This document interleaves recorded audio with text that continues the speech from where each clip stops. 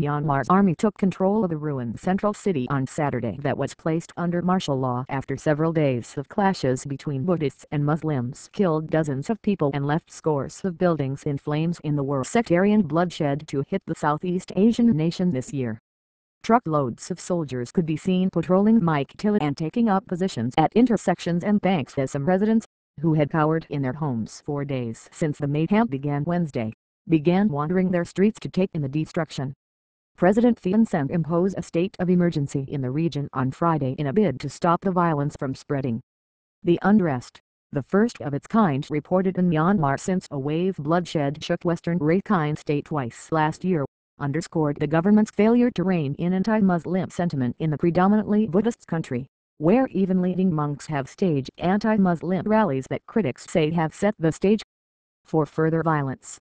It was not immediately clear which side bore the brunt of the latest unrest, but terrified Muslims, who make about 30% of Myktillit's 100,000 inhabitants, stayed off the streets Friday as their shops and homes burned and some angry Buddhist residents and monks tried to stop firefighters from dousing the blazes.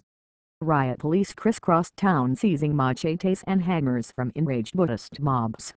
At least 5 mosques were torched and thousands of terrified Muslims have fled their homes, escorted to safety by police to makeshift camps. Some Buddhists, meanwhile, have sought shelter at local monasteries. Calm has been restored after troops have taken charge of security, said Win Haitin, an opposition lawmaker from Myktillit. So far, nearly 6,000 Muslim people have been relocated at a stadium and a police station for their safety. Little appeared to be left of some palm tree-lined neighborhoods, where whole plots were reduced to smoldering masses of twisted debris and ash. Broken glass, destroyed motorcycles and overturned tables littered roads beside rows of burnt-out homes and shops, evidence of the widespread chaos of the last 2 days. Residents described gruesome scenes. Local businessman Sen Hl Bang said he counted 28 bodies this week and had seen blackened corpses burning in piles.